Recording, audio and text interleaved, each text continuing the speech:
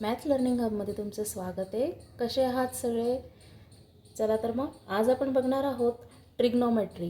Trigonometry हा जो topic आहे त्यालाच मराठीत त्रिकोणमिती असं सुद्धा म्हणतात.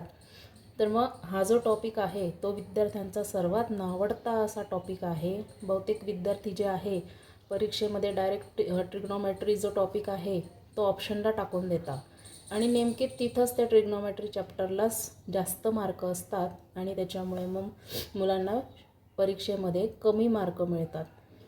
मग ट्रिग्नोमेट्री का कठीण वाटतो मुलांना? कठीण वाटण्यासारखं त्याच्यात काहीच नाही आहे.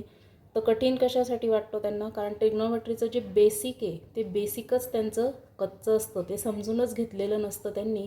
त्याच्यामुळे त्यांना ट्रिग्नोमेट्री हे जे चॅप्टर आहे ते कठीण जातं समजायला. मग आज आपण सोप्या पद्धतीने ट्रिग्नोमेट्री जे आहे ते इथे समजून घेऊया.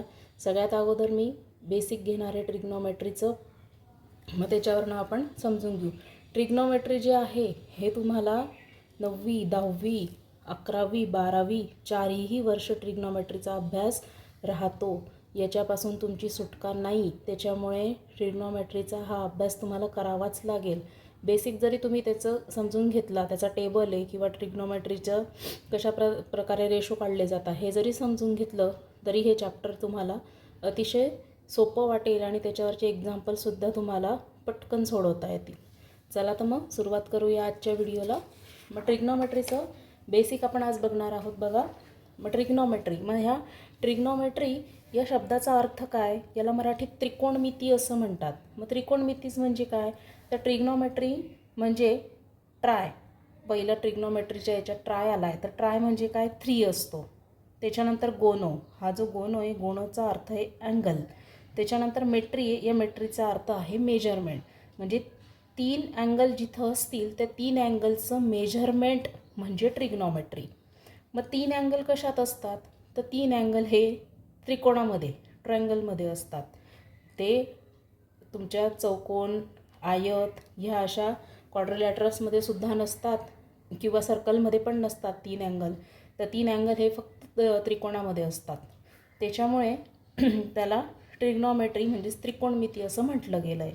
मग ट्रिग्नोमेट्रीमध्ये नेहमी राईट अँगल जो असतो त्या राईट अँगलवरनं रेशो काढले जातात, टेबल काढला जातो. त्याचा राईट अँगलचा अभ्यास या ट्रिग्नोमेट्रीमध्ये असतो.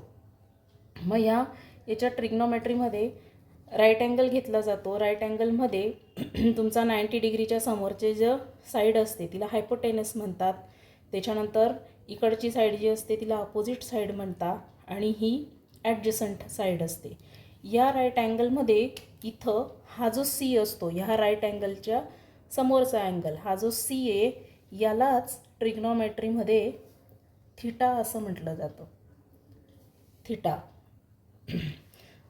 हा सी अँगल जो आहे याला थिटा म्हटलं जातं. हा 90 डिग्रीचा असतो आणि हा सी जो आहे हा थिटा असतो. हा हायपोटेनियस ही अपोजिट साईड ऑफ थिटा, थिटाच्या समोरची अपोजिट साईड असते म्हणून अपोजिट साईड ऑफ थिटा, आणि ही त्याला लागून असते म्हणून ॲडजसंट साईड ऑफ थिटा असं म्हणतात ट्रिग्नोमेट्रीमध्ये या राईट अँगलला. अशा 3 साईडवरून पूर्ण तुमचं खेळ असतो ह्या ट्रिग्नोमेट्रीमध्ये. मग याच्यामध्ये काही शब्द वापरले जातात. साईन, कॉस, टॅन, कॉसेक, सेक, कॉट असे शब्द वापरले जातात. मग हे कशावरून आलेले? साईन जो आहे हा या साईन या शब्दावरनं त्याचा शॉर्टकट केला आहे साईन. त्याच्यानंतर कोसाईन आहे, त्याच्यावरून कॉस केला आहे. टँजंटवरनं टॅन हा छोटा शब्द काढला आहे. तुमचं कसं घरी नाव असतं, निकनेम काहीतरी ठेवलेलं असतं, तशा पद्धतीने हे सुद्धा यांचे निकनेम आहे. एवढं मोठं स्पेलिंग न लिहिता छोटा त्यांचा असा शब्द तयार केलेला आहे. कोस्कँडचं कोसेक, सेकँडचं सेक, कॉन्टॅन्जंटचं कॉट, असं हे 6 जे शब्द आहेत हे या ट्रिग्नोमेट्रीमध्ये वापरले जातात. मग आपण याचे फॉर्म्युले 1 बाय 1 बघू. अतिशय सोपे, अजिबात टेन्शन घ्यायचं नाही. पहिला फॉर्म्युला आहे त्याच्यामध्ये साईन थिटाचा. मग साईन थिटाचा फॉर्म्युला काय दिला आहे तिथे? Opposite side upon hypotenuse. मग आपल्याला आकृती ही पाठच करून ठेवायची कशी असते बघा. मग अपोजिट साईड आपल्याला दिलेली आहे. काय अपोजिट साईड? ए बी आली अपोजिट साईड. ए बी लिहून घ्यायचा. हायपोटेनस दिलेला आहे ए सी, हायपोटेनस आहे इथं. AC upon AC. झाला फॉर्म्युला साईन थिटाचा. ह्या जागेवर तुम्हाला किंमत दिलेली असेल दुसरी, तर ती किंमत इथे लिहायची तुम्ही. हे फॉर्म्युले पाठ करून घ्यायचे आणि या जागेवर AC, AB यांची जर किंमत तुम्हाला दिलेली असेल तिथे, तर ती त्या जागेवर इथे लिहायची आणि सॉल्व करायचं. त्याच्यानंतर एक कॉस थिटा. कॉस थिटा म्हणजे काय? ॲडजसंट साईड. मग ॲडजसंट साईड कोणती होती आपली? BC. मग हा BC अपॉन हायपोटेनस. हायपोटेनस आपला आहे AC, म्हणून AC लिहिला. त्याच्यानंतर आहे टॅन थिटा. टॅन थिटा म्हणजेच काय? Opposite side. मग अपोजिट साईड काय? आता इथे AB, म्हणून AB लिहिला. त्याच्यानंतर आहे अपॉन ॲडजसंट साईड. ॲडजसंट साईड कोणती आहे? BC. झालं. अतिशय सोपं आहे. साईन, कॉस आणि टॅन हे महत्त्वाचे. हे तीन जे आहे ते मेन आहेत तुमचे. हे तीन जरी तुमचे पाठ झाले तर दुसरे तीन जे आहे ते तुम्हाला बरोबर जमतील, आपोआप येतील. कारण ह्या तीनचे रेसिप्रोकल हे तीन आहेत. साईनच्या अपोजिट कॉसेक असतं, कॉसच्या अपोजिट सेक असतं आणि टॅनच्या अपोजिट कॉट असतं. त्याच्यामुळे हे तीन आले की याचे तिघांचे उलटे केले की हे येतात. त्याच्यामुळे तुम्हाला हे पाठ करण्याची गरज नाही पडत. हे तीन आले तरी भरपूर झालं. पण कोणाचा उलटा रेसिप्रोकल कोण आहे हे लक्षात ठेवायचं आहे. मग याच्यावरनं आपण बघू. आता कॉसेक जो आहे तो साईनचा अपोजिट आहे. मग याचं अपोजिट करायचं, कारण फॉर्म्युला अपोजिट झाला आहे आपला. हायपोटेनस अपॉन अपोजिट साईड झालं आहे, म्हणजेच याचं उलटं करायचं. AB अपॉन AC, तर तिथे AC अपॉन AB करून घ्यायचं. त्याच्यानंतर सेक. कॉसचा उलटा सेक आहे इथे, तर सेकचं काही उलटं करून घेतलं इथे, तर AC अपॉन BC.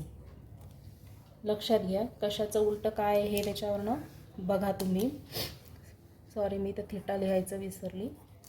तर हे उलटं करायचं इथे. त्याच्यानंतर टॅन थिटा आहे. टॅन थिटाच्या अपोजिट हे करायचं. इथे ॲडजसंट साईड खाली आहे, इथे वरती होईल ती. मग BC जो खाली आहे तो BC इथे वरच्या बाजूला घ्यायचा. BC upon AB. अतिशय सोपं आहे, काहीच कठीण नाही आहे. ही डायग्रॅम जर तुम्हाला एकदा समजली, राईट अँगल समजला, याच्यात हायपोटेनस कोणता आहे, ॲडजसंट साईड कोणती आहे, अपोजिट साईड कोणती, हे जर तुम्हाला समजलं तर त्याच्यावरून तुम्हाला हे आरामात काढता येईल.